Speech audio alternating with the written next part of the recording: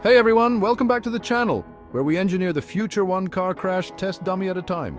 Today we're tackling a question on everyone's minds.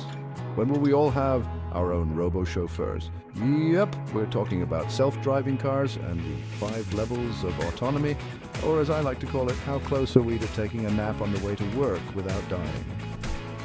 So cars are getting smarter. They're like toddlers learning to walk. Clumsy, unpredictable, but slowly getting the hang of it. The Society of Automotive Engineers, or SAE, because engineers just love their acronyms, divides this learning process into 5 levels of autonomy. Let's break it down, level by level.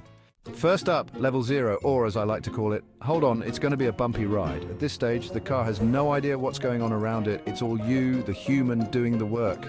Imagine this like the days before Google Maps, when you'd end up in a cornfield because your passenger swore they saw the street sign 10 miles ago. You're the one steering, braking, accelerating, the car's just there, doing nothing. Good luck.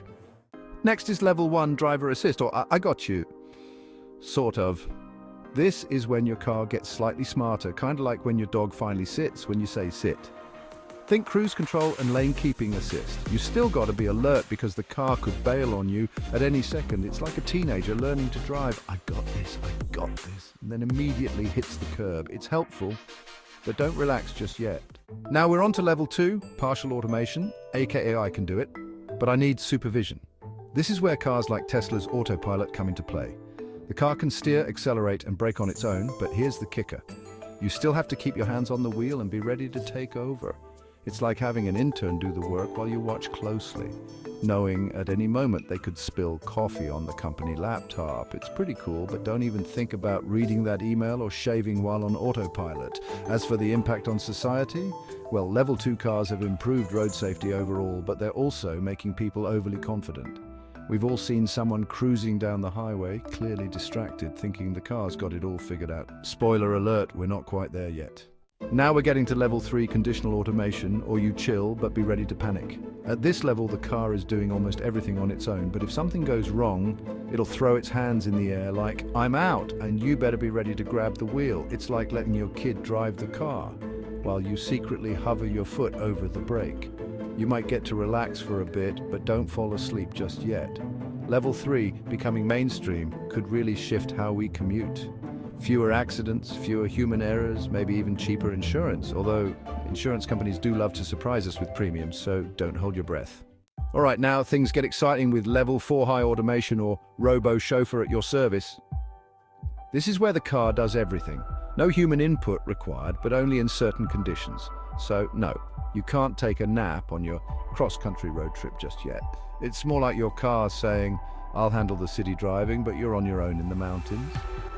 This is where things start to get really interesting for city planning and transportation. Imagine less traffic, fewer accidents, and wait for it, no more parallel parking. We're talking major quality of life upgrades here. If level 4 goes mainstream, we'll see massive shifts in public transport, delivery services, and even how we design cities. No more huge parking garages, no more crazy complicated highway systems, but of course with great power comes great vulnerability to hackers. Let's just hope no one turns your car into their personal RC toy. Finally, we've got level 5 full automation, or robot, but with less world domination. This is the dream, folks. The car drives itself in all conditions, no human input needed. You could be watching cat videos or taking a nap in the back seat while your car chauffeurs you around. But here's the twist. We're not quite there yet. Turns out, making a car that can handle every possible situation, from snowstorms to a squirrel dashing across the road, is harder than we thought. In the next decade, we might start seeing some level 5 cars in limited areas, but full-scale adoption, probably 20 years down the road. The upside, though, is fewer accidents and way less stress on the daily commute. If level 5 becomes a thing, it could even mean the end of private car ownership. Why own a car when you can summon a fleet of robo-taxis with the click of a button?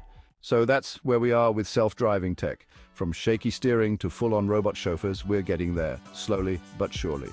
In the meantime, try not to trust your car too much just yet. We're not quite at nap time status. Thanks for watching.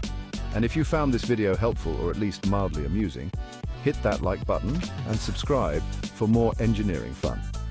Now, if you'll excuse me, I'm off to design a car that'll pick up my coffee for me too.